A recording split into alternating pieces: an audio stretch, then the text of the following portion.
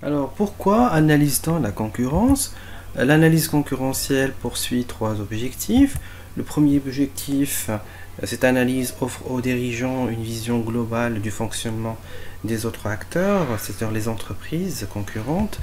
Et il permet de pointer les forces et les faiblesses de votre activité en se comparant justement aux acteurs déjà en place et bien sûr d'anticiper les opportunités et les menaces du marché.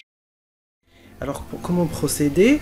Pour chaque type de concurrent, il est nécessaire d'analyser, pour chaque type de concurrent, il est nécessaire d'analyser le poids, c'est-à-dire la part du marché du concurrent, les stratégies marketing, ses cibles, son positionnement du produit, son positionnement concurrentiel, ainsi que à l'analyse de leur marketing, leur mix marketing, c'est-à-dire la gamme de produits, les tarifs, les circuits de distribution privilégiés, les actions de communication.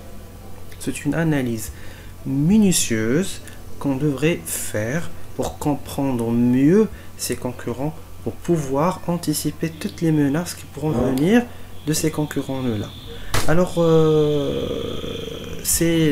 normalement, on va essayer de dégager le positionnement concurrentiel de notre entreprise.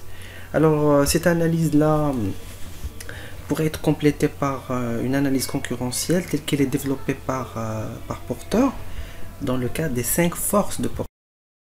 Alors Porter, il propose un complément d'analyse en incorporant d'autres éléments qui pèsent sur la concurrence. La concurrence directe, les nouveaux entrants, pouvoir de négociation fournisseurs et clients et produits de substitution. Voilà l'illustration de force de Porter. Voilà.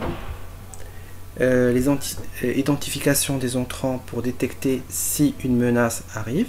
Donc il fallait être toujours à l'écoute du marché. Si jamais un entrant il est venu, il est susceptible d'entrer, il faut détecter son arrivée et l'analyser pour voir son poids et son danger potentiel. L'identification si les produits de substitution sont si sensibles au prix de l'entreprise. Si jamais l'entreprise elle a augmenté son prix, est-ce que les clients vont tourner vers le produit de substitution? Est-ce qu'il y a ce problème-là? Fallait l'identifier, sinon, si les menaces du produit de substitution il est énorme, l'entreprise ne doit pas s'aventurer d'augmenter son prix. Alors, l'identification de la puissance client, c'est-à-dire pouvoir de négociation client, ça c'est très important dans la mesure où les clients sont normalement caractérisés par l'atomicité parce qu'ils sont très nombreux. Donc, puisqu'ils sont très nombreux, ils n'ont pas un grand pouvoir sur les décisions de l'entreprise. Si jamais ils se réunissent.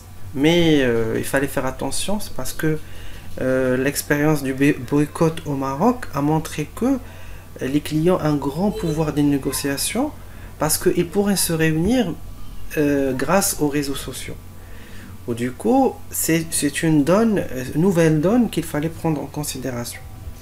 Pour le pouvoir de négociation fournisseur, c'est-à-dire si j'ai beaucoup de fournisseurs, si les fournisseurs sont caractérisés par l'atomicité, il n'y a aucun souci. Il n'y a aucun souci en termes d'entente de ces fournisseurs, donc il n'y a aucun souci. Mais si jamais les sont moins importants, le pouvoir de négociation il pourrait être très important et donc ça pourrait être une menace pour l'entreprise. Et finalement, on a identifié la force de la concurrence directe, ce qu'on appelle l'intensité de la rivalité.